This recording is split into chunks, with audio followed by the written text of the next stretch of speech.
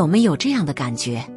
明明昨天才刚睡醒，明明才刚开始一天，可是胸口就已经压了什么东西，待办清单还没看，焦虑就先来了，讯息还没回，罪恶感就先到了。有时候你不是累，你是喘不过气，不是因为做了太多事，而是因为你太用力了，对每一件事都太用力了。今天我想跟你聊一件很多人知道，但很少人真的做到的事。凡事轻一点，慢一点。这不是叫你摆烂，不是叫你放弃，更不是叫你不在乎。这是一种选择，一种让你可以走更远，活更久，笑得更真的生活方式。我先问你一个问题，你上一次只是坐着是什么时候？不滑手机，不想事情，不规划明天，不回忆昨天，就只是坐着看看窗外，或者什么都不做。你记得那是什么时候吗？很多人记不得了。我们从小被教导，努力才有收获，付出才有回报，闲着就是浪费时间。这些话没有错，但他们在我们心里种下了一颗种子，一颗叫做我必须不停运转的种子。于是我们开始同时做很多事，一边吃饭一边追剧，一边追剧一边滑社群，一边滑社群一边觉得自己应该去运动，一边想着运动，一边又想到明天的会议。你的身体在餐桌旁，你的心已经在100个地方了。这就是为什么我们这么累，不是因为事情太多，是因为我们从来没有整个人在同一个地方过。我们的身体和灵魂早就分家了。你知道长期处于紧绷状态，身体会发生什么事吗？压力荷尔蒙皮质醇长期偏高，你的免疫系统会下降，睡眠品质会变差，情绪容易起伏，甚至记忆力都会受影响。但这些还是后话，更早发生的是你的感知能力下降了，你开始对美好的事物没有感觉。朋友说了个好笑的笑话，你只是礼貌性的笑了。你喜欢的歌放在耳机里，但你根本没在听。孩子跑来跟你说话，你淡淡回了一句但完全没进到心里。你的人生还在继续，但你已经不在了。这是很多人没有意识到的事。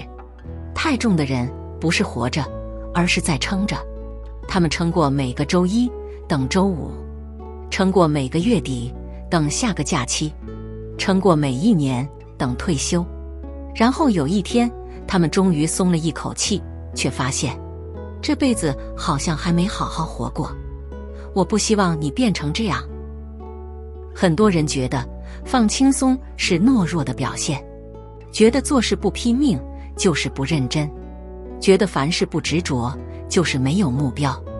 但我想告诉你一个相反的观点，能够放轻才是真正的强大。你想想看，为什么有些人面对同样的压力可以云淡风轻？不是因为他们无所谓，不是因为他们不在乎，而是因为他们有足够的内在稳定感，可以让自己不被事件淹没。他们知道这件事很重要，但它不是我的全部。他们知道就算失败了，我还在，生活还要继续。他们知道太用力往往坏事。你有没有过这种经验？越是想睡着，越睡不着；越是想放松，越紧张；越是用力去抓一段关系，那个人越快离开。很多时候，我们越是紧握，越是失去。轻一点，不是放弃，而是让事情自然流动。这需要非常非常大的勇气。现在再来说说慢。我们生活在一个鼓励快的时代，快速回复，快速出餐，快速成功，快速学习，快速瘦身，连休假都要高效旅游，恨不得3天跑5个城市。我们连放松都放松得很匆忙。但你有没有想过，很多人生中最珍贵的东西是快不来的。一段真挚的友谊需要时间陪伴，一个值得信赖的能力需要时间积累，一颗平静的心需要时间练习，一段稳定的关系需要时间磨合。快带给我们效率，但慢才带给我们深度。日本有一个词叫间，空间的间，发音念作妈。它描述的是一种空白，一种停顿，一种距离之间的美感。在音乐里，间是音符与音符之间的静默；在建筑里，间是空间与空间之间的留白；在人际关系里，间是彼此之间恰好的距离。慢不是落后，慢是你允许自己有间的存在。有了间，你才有空间呼吸；有了间，你才能真正看见眼前的人；有了间，你才能在噪音之中听见自己真正想要什么。好，说了这么多，你可能会问，道理我都懂，但我到底要怎么做？我来分享几个非常小、非常具体的方法。第一个方法，每天给自己10分钟什么都不做的时间，不是冥想，不是正念练习，就只是什么都不做。可以坐着，可以躺着，可以看着天花板发呆。这10分钟不需要有任何产出。刚开始你可能会觉得很不舒服，觉得在浪费时间，觉得罪恶。那个不舒服，正是你太久没有停下来的证明。坚持几天，你会开始找到那种感觉，一种很轻，像是终于把行李放下的感觉。第二个方法，吃饭的时候只吃饭，不看手机，不看电视，不讨论工作，就只是吃饭，感受食物的温度、味道、口感，感受你的身体在说我饱了的那个讯号。这件事听起来很简单，但大多数人真的做不到。试试看，你会发现食物变得更好吃了，你的饭量也会自然减少，因为你终于吃到了。第三个方法，回讯息不用秒回。我知道很多人有这个压力，觉得不马上回就是不礼貌，就是不在乎对方。但你想想，在智慧型手机发明之前，大家都等几天才收到回信，那时候的关系有比较差吗？设定一个对自己合理的节奏，比如每天有固定的几个时间点集中回讯息，其他时间让自己真正在当下。讯息可以等，你正在做的事情不一定能重来。第四个方法，学会说让我想想。当有人要求你做某件事，你的第一反应是什么？很多人的第一反应是好啊好啊，然后事后才后悔。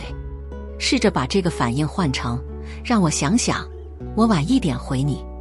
给自己一点空间去判断这件事是不是你真的想做的，你有没有余裕去承担。不是每个好都值得你说。第五个方法，降低对自己的期待，至少降低一点点。不是叫你没有目标，而是问问自己，这个期待是我真心想要的，还是我觉得我应该要的？很多人给自己设的标准，不是来自于自己，而是来自于父母的期望、社会的眼光、朋友的比较。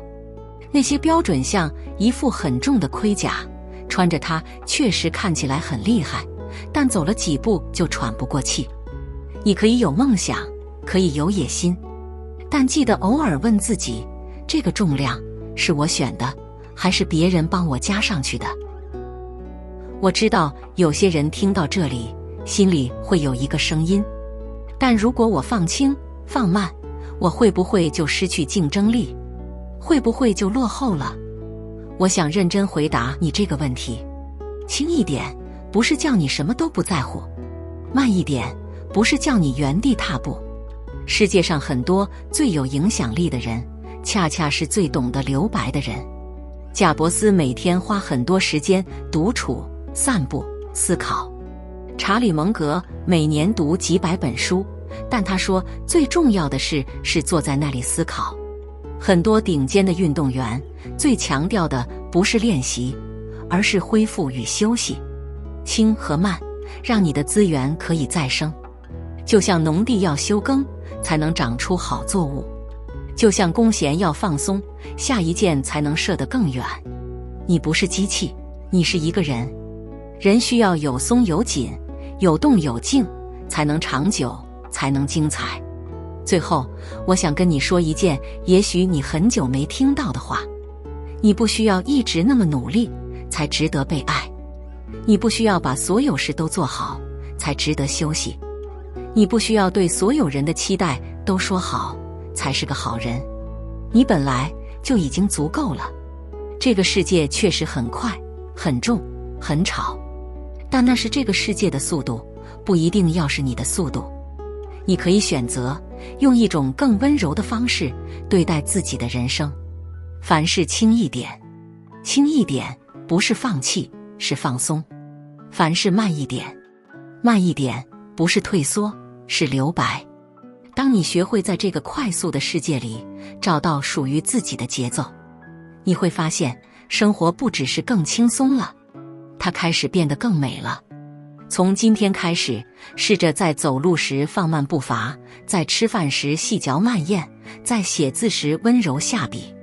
谢谢你今天花时间看到这里，这本身就是一种慢下来的练习。